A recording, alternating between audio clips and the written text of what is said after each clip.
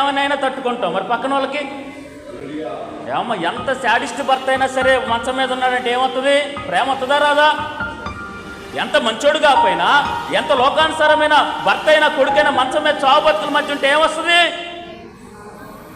మరి యథార్థవంతుడు కదా యోబు. యోబుకి ఆ బూడిదలో కూర్చొని ఆ కురుపులు గీక్కుంటే తట్టుకోలేక అప్పుడు అంటదండి, ఎందుకయ్యా బ్రతుకు చచ్చిపో అంటది. అప్పుడు అంటాడు యోబు గారు, ఏంటో తెలుసా? 2వ అధ్యాయం 10వ వచనం ఏమంటాడంటే, అమ్మా మూర్ఖురాలు వలె నువ్వు మాట్లాడొద్దు.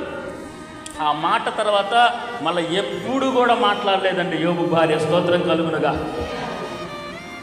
రోగం అనుభవిస్తూ ఉన్నాడు. 1 రోజు కాదు, 2 రోజులు కాదు, ఎన్ని రోజులు అనుభవించాడో యోబు గారు. కళ్ళ ముందు బిడ్డల్ని కోల్పోయింది, కళ్ళ ముందు ఆస్తినంతా పోయింది, ఉన్నదంతా పోయింది. ఆ భర్త కూడా స్థితి చూస్తే భర్త కూడా కురుపులు గీక్కుంటూ, రక్తం గారుకుంటూ, చీము గారుకుంటూ ఆ కళ్ళ ముందు అట్లుంటుంటే ఆమె భరిస్తూ ఉంది. స్తోత్రం కలుగునుగా. అక్క ఓర్పు కలిగి ఉంది, సహనం కలిగి ఉంది, దేవుడిచ్చే వరకు మళ్ళా నిరీక్షణ కలిగి ఉంది. స్తోత్రం కలుగునుగా. అక్క యోబు కన్నా ఒక మెట్టు ఎక్కువే. నాకు తెలిసినంత వరకు భర్త కళ్ళ ముందు ఆ విధంగా అవుతుంటే గుండె పగిలిపోతున్నా సరే అలా బెగబెట్టుకొని కూర్చుంది. ఆమెన్. చివరికి 2 ఆశీర్వాదం పొందుకుంది. స్తోత్రం కలుగునుగా.